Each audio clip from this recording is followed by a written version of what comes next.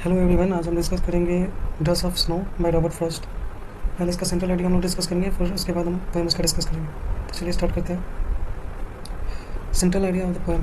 The central idea of the poem dust and snow written by Robert Frost is that one may have the worst और time of his life, but a little thing can make it quite amazing. The crow, the hemlock tree, and the dust are some bad signs that normally make the people believe that something going wrong is going to happen.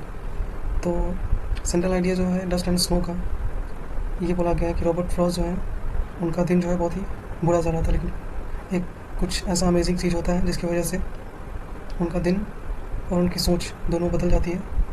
और the crow, the hemlock tree and the dust जो एक negative sign माना जाता है और ऐसा माना भी जाता है कि इसके होने से कुछ गलत होगा, वो जो बिलीव है, वो जो हाइपोथेसिस है, वो टूटती है। The poet in the poem I think is already upset. और रॉबर्ट फ्रॉस्ट जो है इस पोएम में पहले से ही अपसेट है। This is why he comes out of his home to wonder in the snow. और इसी के चलते वो अपने घर से बाहर आते हैं स्नो को फील करने के लिए, ताकि थोड़ा उनका मूड जो है अच्छा हो जाए। But a crow six and snow falls on him which makes him happy. लेकिन क्रो जो है वो स्नो को सिक्स करता है, मीन्स जो स्नो होता है उस पर जो है क्रो बैठता है। हेमलॉक ट्री पे जो स्नो रहता है वो लगा हुआ होता है, उस पर क्रो बैठता है, और स्नो जो है वो गिरने की वजह से उनका मूड में जो है वो चेंजिंग आ जाता है। The poem gives us the message that one should hope for the best even in the worst. और पोएम का जो सेंट्रल आइडिया जो है वो बोला गया है कि हम लोगों को आशा नहीं छोड़नी चाहिए हमारे बुरे से बुरे भी हाल में। Like negative and negative makes positive in mathematics, जैसे नेगेटिव और नेगेटिव मैथ में पॉजिटिव वैल्यू देते हैं, उसी तरह लाइफ में भी we can enjoy in our worst days. हम लोगों को अपने बुरे दिन में भी एंजॉय करना चाहिए। आइए पहला स्टेंजा देखते हैं। The way a crow shook down on me the dust of snow from a hemlock tree. The poem is set in a scene where the poet is in bad mood and is walking by tree, a hemlock tree. और poem का जो एक set है उसमें दिखाया गया है कि रॉबर्ट फ्रॉस्ट जो है बहुत ही बुरे मूड में है और वो वॉक कर रहे हैं हेमलॉक ट्री के साइड से। हेमलॉक ट्री जो है वो पॉइजनस ट्री है। As he passes by a crow happens to throw some snow dust on him. और जैसे वो पास करते हैं हेमलॉक ट्री पे जो है वो क्रो बैठता है, जिसकी वजह से स्नो जो है उनके ऊपर गिर जाती है। Whether it falls on his head, या तो उनके हेड पे गिरता है या फिर सोलर पे is unknown as there is no specific mention in the poem. या तो हेड पे गिरता है या सोलर पे गिरता है, ये तो मेंशन नहीं किया गया। Also the leaders are left in doubt about the birds specific action. और बर्ड के स्पेसिफिक एक्शन के बारे में भी उतना कुछ चर्चा नहीं किया गया है, बस बोला गया है वो हेमलॉक ट्री पे बैठता है और स्नो जो है वो गिरता है।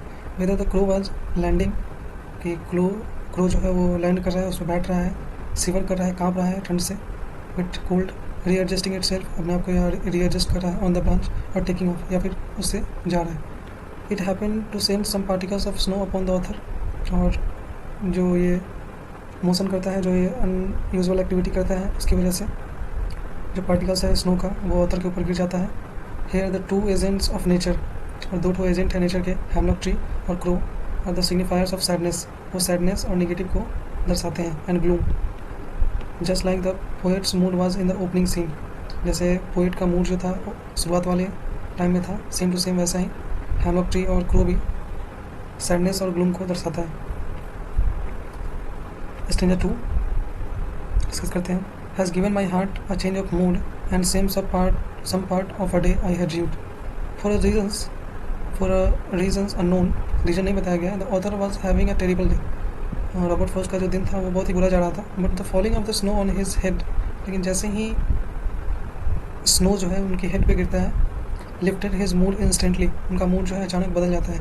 He had already spent his day in a bad mood, वो अपना दिन जो है वो बुरे मूड में ही बिता रहे होते हैं। But the rest of it was saved by the crow and the hemlock tree. लेकिन बाकी उनका जो दिन जो बचा हुआ है, जो वर्स्ट फेज से वो गुजर रहे थे, वो क्रो और हेमलॉक ट्री द्वारा बचा लिया जाता है। Generally hemlock tree and crow are use for negative references. Hemlock tree और क्रो जो है एज यूजुअल, पहले भी हमने इसको डिस्कस किया था, नेगेटिव रेफरेंस दर्शाता है।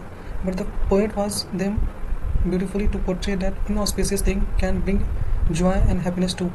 लेकिन पोएट का ऐसा मानना है, और पोएट भी इस चीज़ को पोर्ट्रे करते हैं, दर्शाते हैं कि भले ही वो थिंग जो है इनऑस्पिशियस है, ख़राब है, नेगेटिव है, लेकिन वो भी चीज़ उनकी लाइफ में जॉय और हैप्पीनेस ला सकती है। One must not take things for granted, और किसी को भी चीज़ों को ग्रांटेड नहीं लेना चाहिए। And should be open and accept whichever the way the nature chooses to bless, और उनको एक्सेप्ट करना चाहिए जो नेचर हम लोग को दे रही है, देना चाहती है इन फ्यूचर में भी। तो यही था पोएम। और इसके लिटरेरी डिवाइसेस को देखते हैं। तो राइमिंग स्कीम जो है वो पोएम का ए बी सी डी है। राइमिंग स्कीम मीन्स लास्ट वाला लाइन जो है crow, snow, A and me and tree, E and E. Rhyming scheme इस लास्ट वर्ड जो है वो एक दूसरे के साथ अगर राइम कर रहा है तो उसको एक ही साथ में डालेंगे, और एक दूसरे के साथ राइम नहीं कर रहा है तो उसको सेकेंड लेटर से डिनोट करेंगे। जैसे क्रो एंड स्नो, क्रो और स्नो एक जैसे राइम कर रहे हैं तो ए और ए, और मी एंड ट्री जो दूसरी तरह साउंड कर रहे हैं इसीलिए B and B. Heart and part, ये हो गया C part. Heart and part एक जैसे राइम कर रहे हैं तो हार्ट एंड पार्ट को सी दे दिया गया। एंड मूड एंड रीड, इसको मूड एंड रीड डी दे दिया गया। Alliteration, the occurrence of the same letter or sound at the beginning of adjacent or closely connected words. The tense of alliteration as follows: has given my heart and saved some part. Has H and H जब same word जो है साथ में हो या दूर हो, जब एक जैसे ही साउंड करते हैं या उनके वर्ड जो है सेम लेटर से स्टार्ट होते हैं तो उसको alliteration कहते हैं। जैसे has and heart, H and H जो है वो रिपीट हो रहा है, एंड सेव्ड एंड सम ये रिपीट हो रहा है, alliteration हो गया। alliteration का part H has given my heart, H and S saved some part. Inversion, when the structure of a sentence is changed by the poet to create rhyme, the poetic license is called inversion. Inversion जो है वो poetic license है जो अक्सर ही poetry लोग के पास होता है, जो यूज कर सकते हैं वर्ड को अपने राइम करने के लिए। इन स्टेंजा वन में हम लोग देख सकते हैं the way a crow shook down on me the dust of snow from a hemlock tree. तो मीन्स उनको उतना सोचा नहीं होता, हम लोग को पोएटिक डिवाइसेस जो है वो मिल जाती है।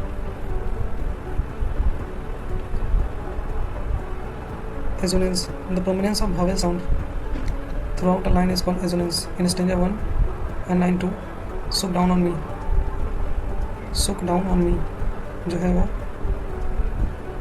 वावेल साउंड के रिपीटेशन को ही एजोनेंस बोलते हैं। जैसे shook, double O, down, O, me and me, O sound जो है यहाँ पे प्रोमिनेंट है, इसीलिए एजोनेंस जो है वो यहाँ यूज़ हुआ है। जैसे कि देख सकते हैं आप,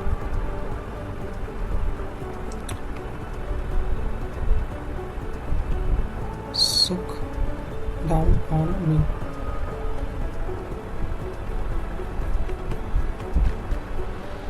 And enjambment, when the sentences continues to the line without the use of any punctuation mark, it is called enjambment. It has seen throughout the poem. enjambment जो होता है वो punctuation mark होता है, जैसे कॉमा हो गया, फुल स्टॉप हो गया, तो इस पोएम में देखा जा सकता है कोई भी punctuation mark यूज़ नहीं हुआ है, इसलिए यहाँ पे enjambment का यूज़ हुआ है। सो